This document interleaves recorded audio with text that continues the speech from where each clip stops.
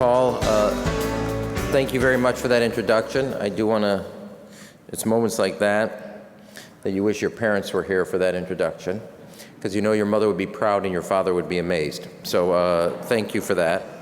I do want to thank everybody for coming back to Chicago. You haven't been here since 2007, so on behalf of the city, thank you.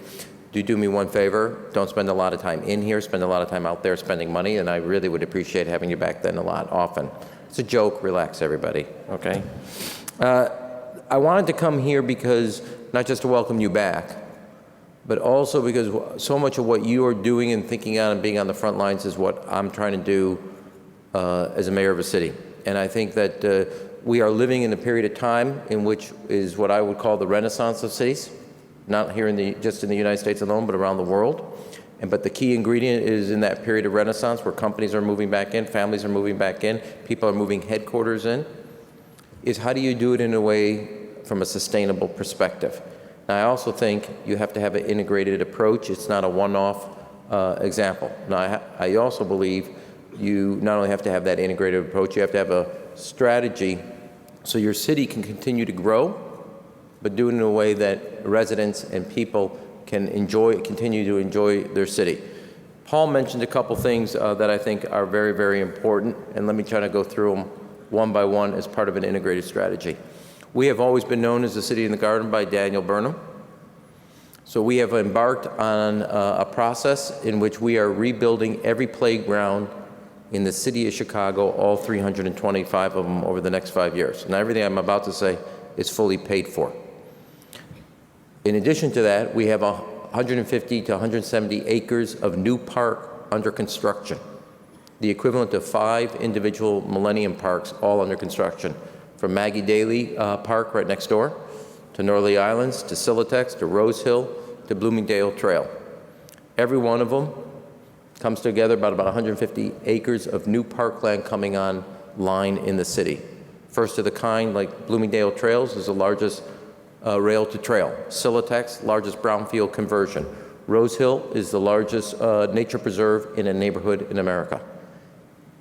The goal, after 5 years, every child in the city of Chicago will be within a 10-minute walk of a new park in the city of Chicago, and no other city can make that pledge to its children.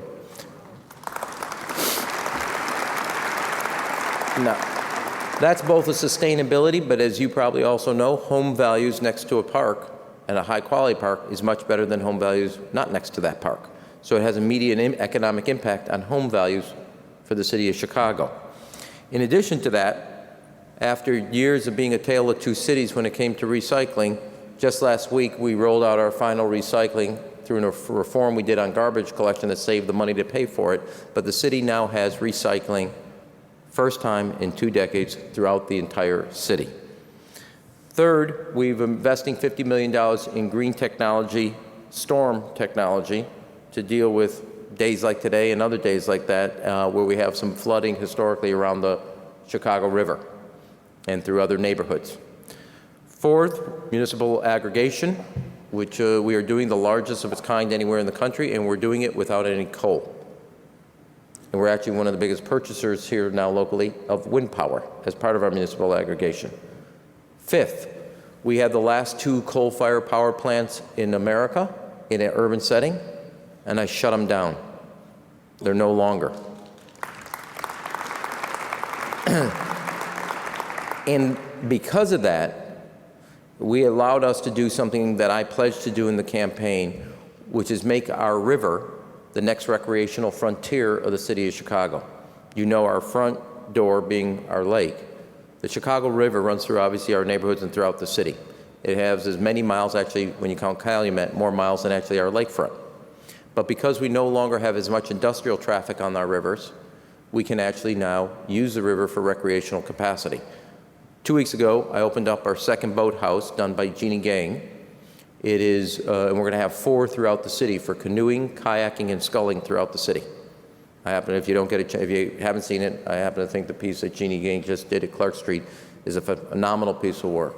But that is opening up the river for recreational use, where it always in the past, after we closed the 2 coal-fired power plants, used to be for industrial traffic, is now going to become part of the sustainability of the city and used for recreational purposes for canoeing, kayaking, and sculling. And later this month, or beginning of next month, we will break ground on the new Riverwalk in downtown Chicago on South Wacker Drive.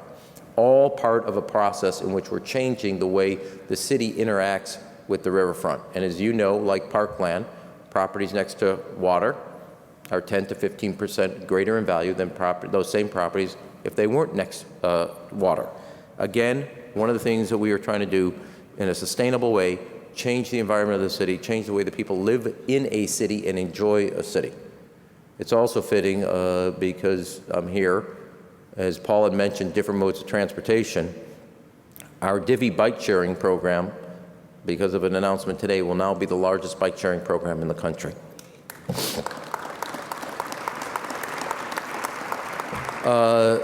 And it's an interesting process because a lot of people, when I proposed it, did not think a city in the Midwest would take to it like Chicago.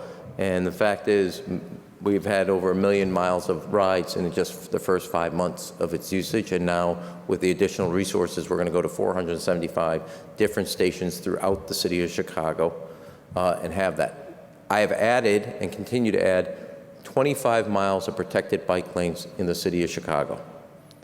We are now 1/5 of all protected bike lanes in the United States are here in the city of Chicago.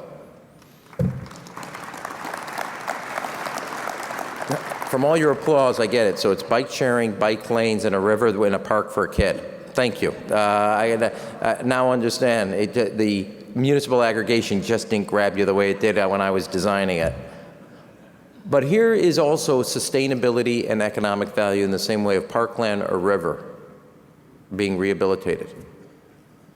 When I became mayor, Chicago ranked 15th as a startup city. Now, this is not cause and effect. When we started putting our first bike lanes, we put them near Merchandise Mart. And we have recruited Google, Motorola, moving out of Libertyville, 2,500 jobs, to Merchandise Mart. It has a public transportation stop, and it has the first protected bike lanes in the city of Chicago. Cause, effect, not direct, but it helps on the sustainability and the capacity for our city of Chicago. And in addition to that, as I said, we were 15th, we're now 10th worldwide, according to IBM, as a startup city. And as we add more and more bike lanes, we continue to recruit more and more companies and more workers who work in the new digital economy. So these type of investments actually lead to economic growth, as when you make an investment in a river, as you do in parks. Lastly, I will say 2 points. One, the city's embarking on the largest smart grid implementation with Exelon and ComEd of any city of any size in there. Second is we are also now, we have doubled the amount of LEED certified buildings in the city of Chicago. We have more LEED certified buildings than any other city in America. All of this is part, again, LEED certified, and smart grids don't seem to go with bikes for you guys, so I get that. But I will, no, I don't need to be sucked up with that applause, so don't do that, okay? I'm joking. This is all part, though, of, I think, undoing that riddle that somehow if you do something from a sustainability level, it costs you on jobs. And I will show you, and I believe firmly, in many cases where investing in a sustainable strategy actually is good economic strategy and job creation. And I'll close with this anecdote. One of the fastest growing parts of the city, let alone the country, is in the West Loop, or outside the Loop, but west, it's called Fulton Market. And prior to opening up the new train station that had closed in 1947, there were about 3 real estate deals at $50 a square foot. Since we opened up Morgan Street Station about a year ago, there have been 47 deals, and they're averaging about $150 a square foot. And there is no way it would be at that pace, at that price, if we had not done what we did at Morgan Street Station and allowed public transportation to take hold in that area. So from every investment, whether it's bike lanes, public transportation, river as the next recreational frontier, closing the 2 coal fire power plants, municipal aggregation, LEED certified buildings, dealing with our retrofit through our infrastructure trust, which is the first grant was done today.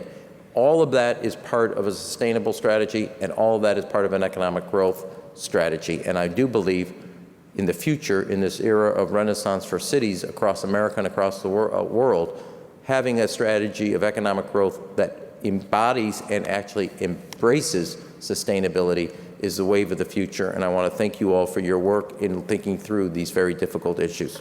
Thank you.